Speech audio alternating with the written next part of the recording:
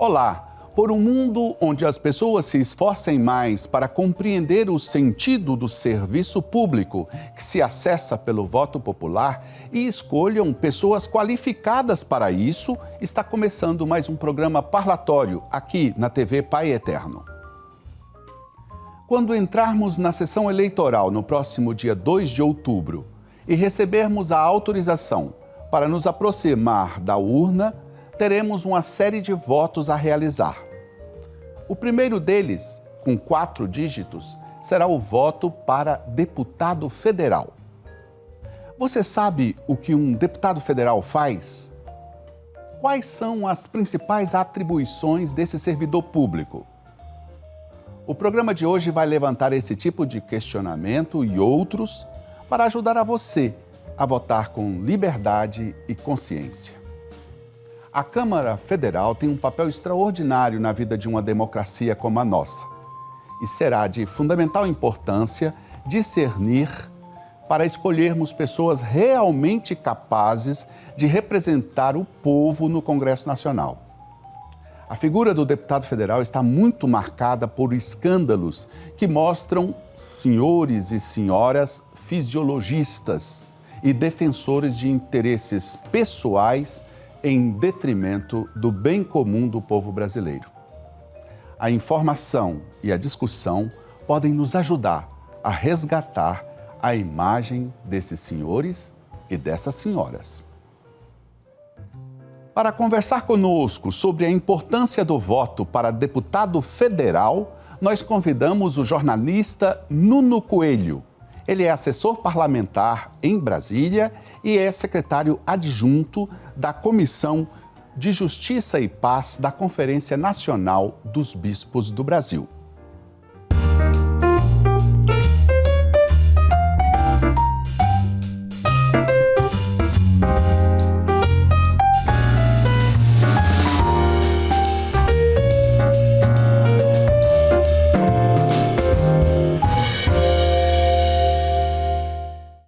Nuno Coelho é jornalista, assessor parlamentar de deputado federal em Brasília, é também secretário adjunto da Comissão Brasileira de Justiça e Paz, vinculado à CNBB, e tem mandato até esse ano como coordenador geral dos agentes de pastoral negros do Brasil, é também conselheiro nacional de igualdade racial. Além disso, o Nuno é articulista do portal Áfricas e coautor em vários livros.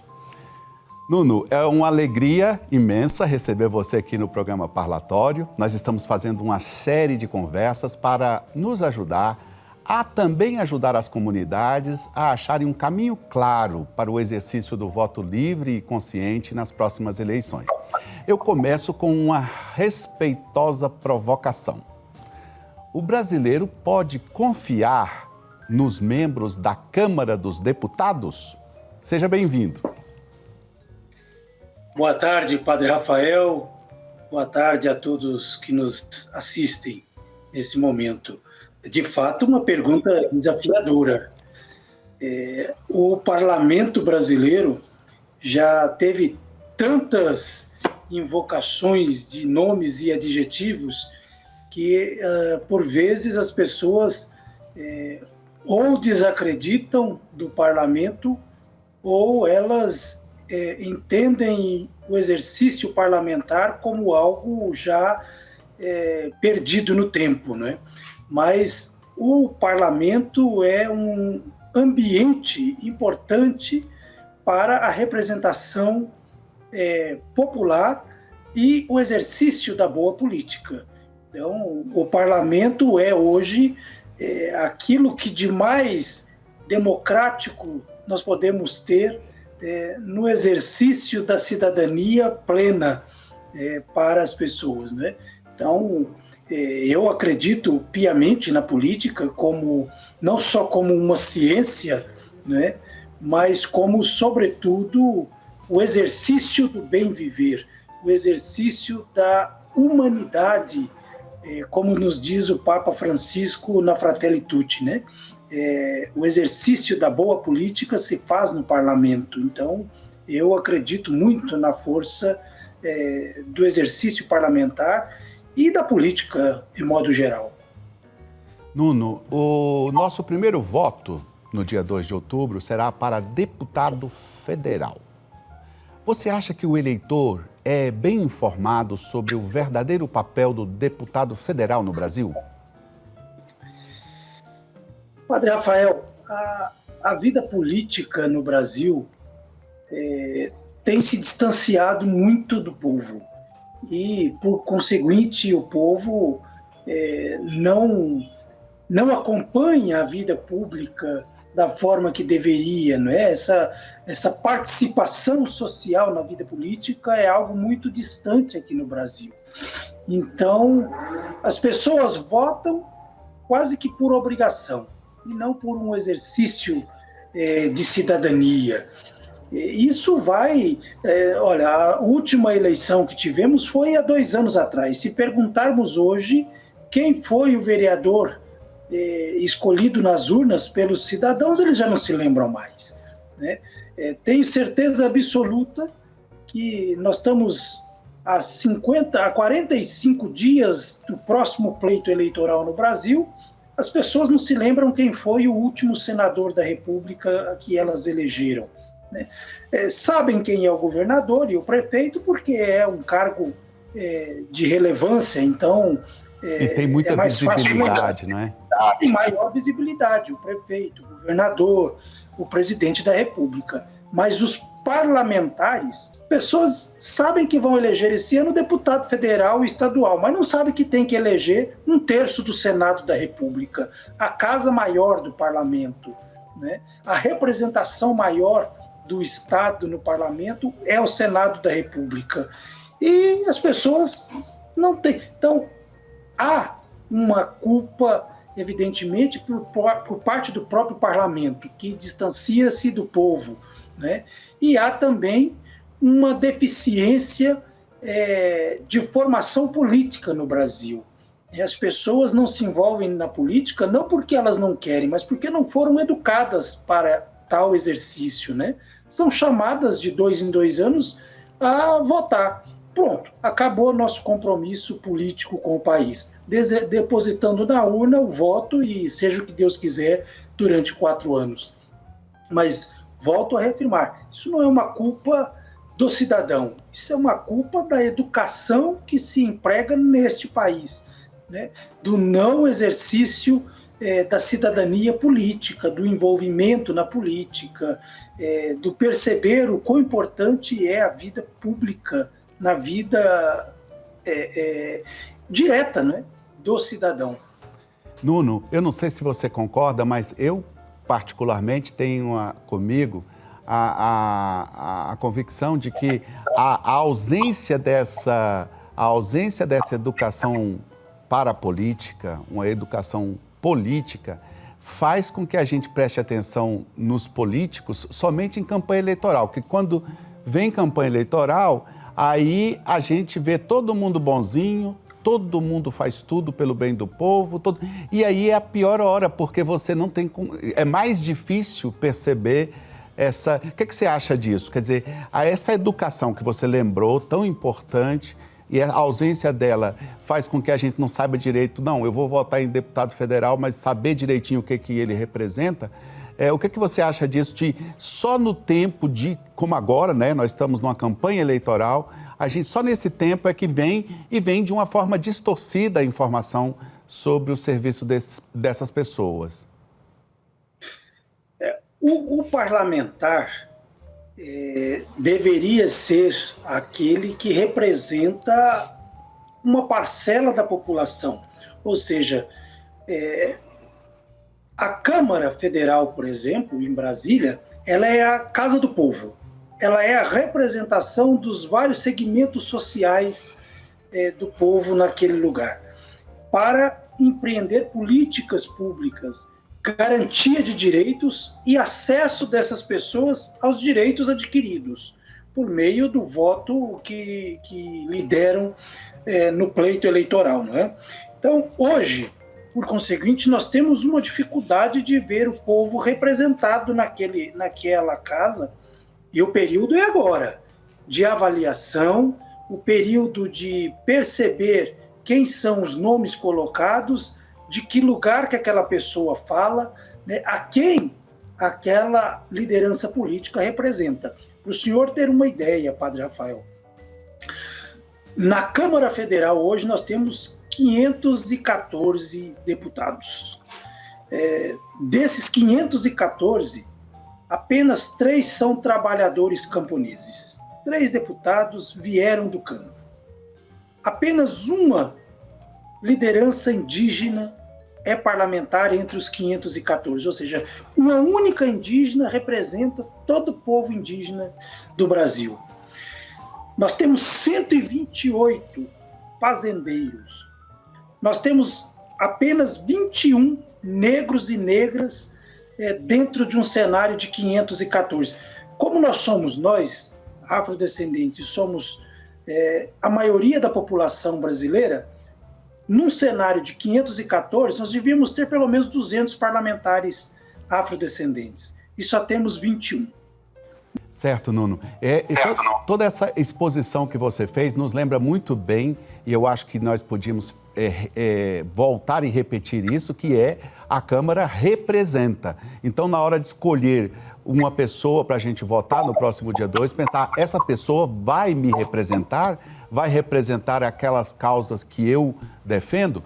Nuno, eu vou precisar de 1 minuto a mais da sua paciência para a gente realizar um rápido intervalo. Daqui a pouco a gente volta para continuarmos nossa conversa com o jornalista Nuno Coelho sobre o papel do deputado federal. Até já.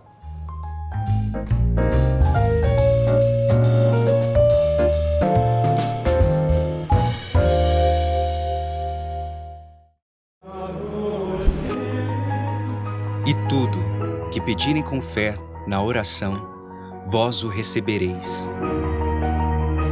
Pai nosso que estais nos céus, santificado seja o vosso nome, venha a nós o vosso reino.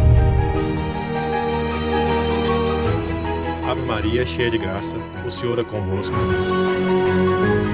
Creio em Deus Pai Todo-Poderoso, Criador do céu e da terra, e em Jesus Cristo, seu único Filho, nosso Senhor, que foi concebido pelo poder do Espírito Santo, nasceu da Virgem Maria.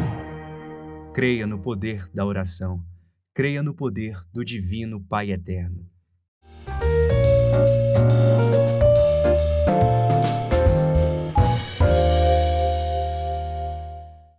Estamos de volta com o programa Parlatório. Hoje o nosso tema é o papel do deputado federal. E o nosso convidado é o jornalista Nuno Coelho, assessor parlamentar em Brasília. Nuno, tirando as situações de escândalo, não é, que a gente vê demais na mídia, pouca coisa é divulgada sobre aquilo que é específico do deputado federal nas comissões da Câmara, né? Isso, não sei se é tanto espaço para outra coisa, que a gente só sabe, por exemplo, de uma comissão quando dentro daquela comissão tem uma coisa escandalosa. Como é que você, Nuno, como assessor parlamentar, que acompanha essa tarefa de um deputado federal, como é que você vê essa questão da participação dele nas comissões? Padre Rafael, as comissões dentro do Congresso Nacional, ela é uma etapa fundamental para qualquer processo político dentro do parlamento, porque ali é onde se debate a essência do projeto de lei. Ali é onde ele nasce, aonde se traz a proposta, aonde se desenvolve a ideia, aonde se avalia a sua constitucionalidade, aonde se faz as emendas, aonde a população, inclusive, pode participar da elaboração daquele projeto. Uma vez passada nas várias comissões, então esse projeto vai para o plenário da Câmara Federal. E no plenário da Câmara ele é votado por maioria absoluta dos membros e depois ele segue para o Senado. Se no Senado houver modificações naquele projeto de lei, ele retorna à Câmara Federal, e ali ele começa toda uma tramitação novamente de avaliação, de revisão, de ajustes, né? Então, a população, ela é muito importante nesse processo de elaboração dos projetos. É ali o embrião de todo e qualquer projeto para o Brasil, né? Seja para uma emenda constitucional, ou seja para um novo projeto, para uma nova lei no país. Então, a população, ela pode contribuir ligando para o parlamentar do seu estado ou para o deputado a que você votou, né, no processo eleitoral, e oferecer a ele: olha, deputado, nós precisamos de por exemplo, um exemplo muito concreto que nós tivemos este ano de 2022, foi a revisão da base salarial da classe de enfermagem. Então, o movimento dos enfermeiros, por meio dos seus sindicatos, por meio dos seus grupos de representatividade, buscaram os deputados para fazer uma revisão na sua base eleitoral, na sua base salarial, que já estava muito defasada. Então, tudo isso foi uma demanda da população, da classe trabalhadora de enfermagem, né? Não partiu de nenhum deputado, foi a própria classe que o buscou. Então, eu costumo dizer que para povo organizado não existe parlamento ruim. Então, o parlamento tanto será bom quanto mais participação popular tiver, seja na elaboração de projetos, mas principalmente na fiscalização do trabalho e do exercício parlamentar, né? O controle social sobre a atividade parlamentar. Isso é fundamental hoje num parlamento do tamanho que nós temos, um dos maiores do mundo. Nuno, com o que você acabou de falar, eu fico pensando, na hora que eu for escolher lá no dia 2 de outubro o meu candidato a deputado federal, talvez também uma questão que eu devia levantar é: eu tenho algum acesso a ele? Ou eu vou só digitar aqui o número dele e nunca mais quero ver a cara? Quer dizer, essa história, tudo isso que você falou agora, a importância de uma sociedade organizada, mas que pode acessar seus representantes, eu creio que seja um elemento muito importante para o discernimento do voto nas próximas eleições e, especificamente, como você explicou aí, o papel do deputado federal, que quando eu vou votar nele é preciso saber se eu posso acompanhá-lo, se eu posso acessá-lo, se eu posso, de algum modo, influenciar no trabalho dele. Ô Nuno, eu não poderia deixar essa nossa conversa aqui sem um tema, porque senão depois até vão me chamar a atenção. Eu queria falar um pouquinho da Comissão Brasileira de Justiça e Paz, onde você atua como secretário adjunto. E eu te pergunto, em algum debate, vocês têm discutido a importância da preparação desses fulanos que se apresentam para a sociedade como candidatos a deputado federal? Quer dizer, que tipo de preparação eles precisam ter? Que tipo de perfil eles precisam ter? Lá na comissão, vocês já tiveram oportunidade de tratar disso? Padre Rafael, nesse momento do ano eleitoral, a Comissão Brasileira de Justiça e Paz, provocada pela presidência da Conferência Nacional dos Bispos do Brasil, organizou todo um sistema de formação na base das nossas comunidades, que é o caderno Encantar a Política.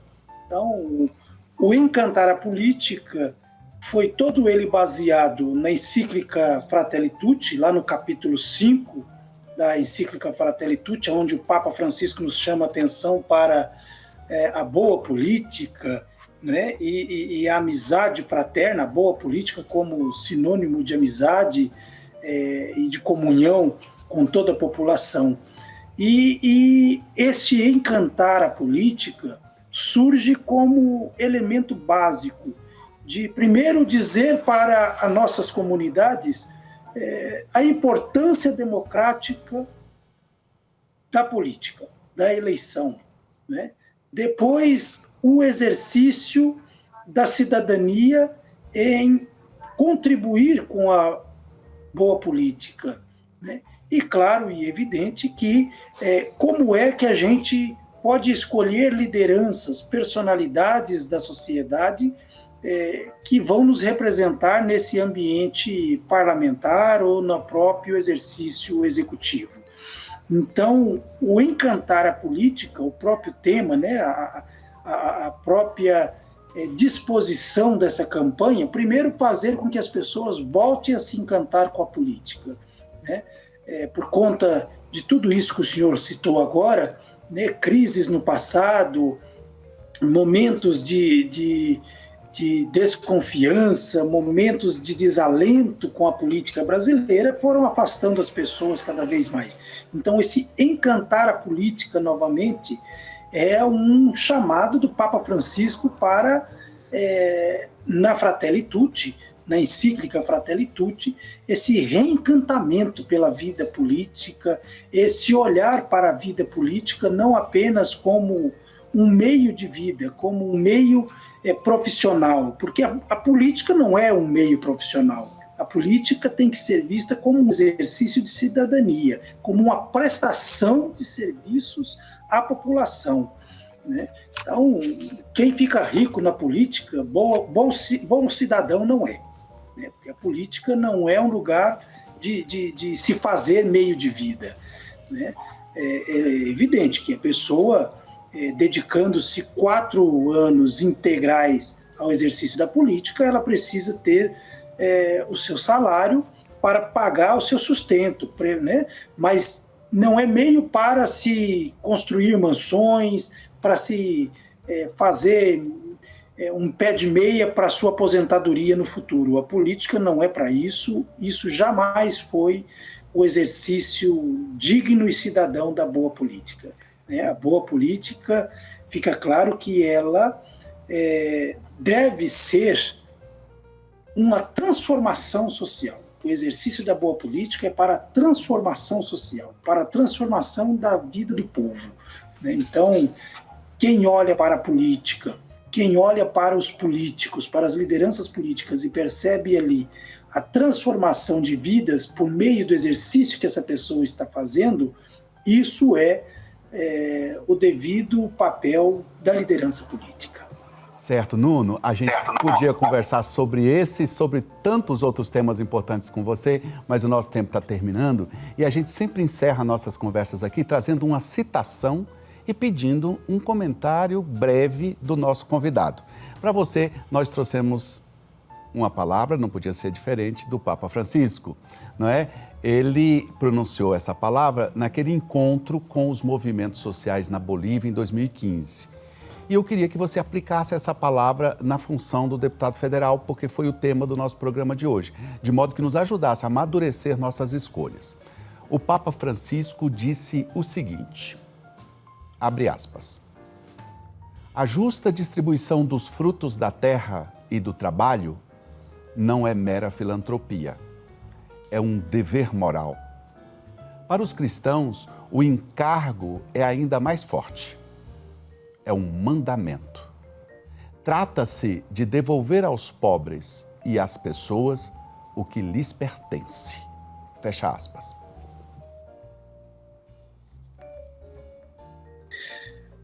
Padre Rafael, o Papa Francisco, naquele encontro na Bolívia, ele estava muito ungido.